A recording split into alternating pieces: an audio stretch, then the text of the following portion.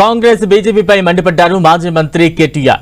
అబద్ధపు హామీలతో రైతులను కాంగ్రెస్ మోసం చేస్తే డీలిమిటేషన్ పేరుతో దక్షిణాది రాష్ట్రాలను బీజేపీ మోసం చేస్తోందని ఆరోపించారు. 10 ఏళ్ల పాటు ఎలాంటి కష్టాలు లేని తెలంగాణలో కాంగ్రెస్ అధికారంలోకి రాగానే కష్టాలు చుట్టుముట్టాయన్నారు.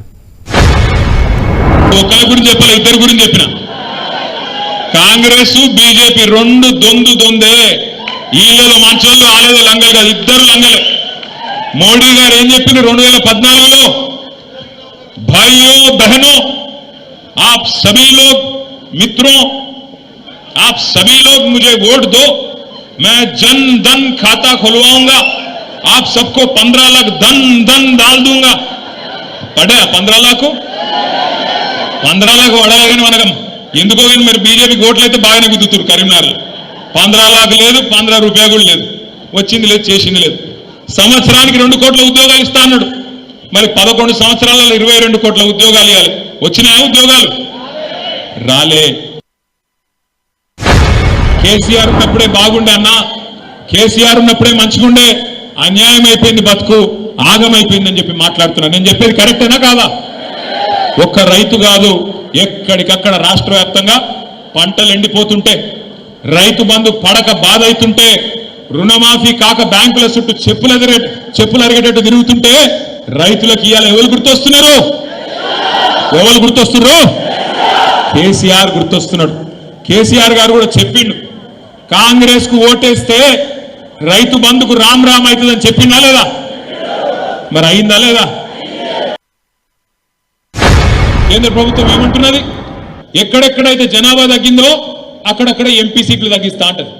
ఎక్కడెక్కడైతే ఎవడైతే నీ మాట వినకుండా పిల్లలు కనుకుండా వేయిండో, ఎక్కడెక్కడైతే జనాభా పెరిగిందో, ఉత్తరప్రదేశ్లో, బీహార్లో, మధ్యప్రదేశ్లో, రాజస్థాన్లో వాళ్ళు జనం ఎక్కున్నారు కాబట్టి ఎంపీ సీట్లు ఎక్కువ చేస్తా, మీరు తగ్గినారు కాబట్టి మీకు తక్కువ చేస్తా అని చెప్పి మోడీ గారు ఇలా మన మెడ మీద డీలిమిటేషన్ అనే కత్తి పెట్టబోతా ఉన్నాడు. అందుకే సమిష్టిగా కొట్లాడాలి. ఎందుకంటే వాళ్ళకి ఎరికే బీజేపీ వాళ్ళకు తెలంగాణలో వాళ్ళకు నూకలు జల్లాయి. ఏదో ఒక ఎలక్షన్ గెలిచిర్రు మొన్న అడిమారి గుడి దెబ్బల.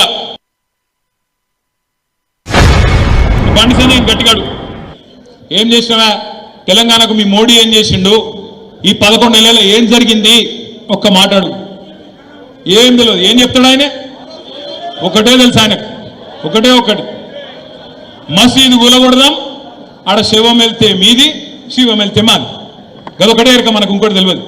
ఇంకోటి ఏం చెప్తాడు? అన్నా ఇవాళ ఏం వారమే, రేపేం వారమే, ఎల్లుండేం వారమే, ఇది తప్ప ఓ బడి తెచ్చింది లేదు, పోని మా కమలాకరణ లెక్క ఒక గుడి కట్టింది లేదు. ఒక్క దగ్గర ఉంది టకీ, ఒక్క దగ్గర ఉంది. ఢిల్లీలో మాత్రం ఠకీ పడుతున్నాయి పైసలు. రాహుల్ గాంధీ ఖాతాలా, ప్రియాంక గాంధీ ఖాతాలా ఆడ మాత్రం పడుతున్నాయి. ఎందుకంటే ఆడ పైసలు ఇవ్వకపోతే పదవి ఉంటుందా? ఊస్టింగే. కాబట్టి పైసలు అక్కడ పడుతున్నాయి, ఇక సంపుడు మాత్రం ఇక్కడ చంపుతా ఉన్నారు. వాస్తవం ఏంది అంటే ఇవాళ తెలంగాణ ప్రజలు ఏ ఊరికి పోయినా, ఏ మనిషిని ఒక్కసారి ముట్టుకున్నా, అన్నా ఇంకెన్ని రోజులు భరించాలనే, ఇది జల్ది కేసీఆర్ తెచ్చుకుంటే బాగుండదు కదనే అనే మాట మాట్లాడుతున్నారు.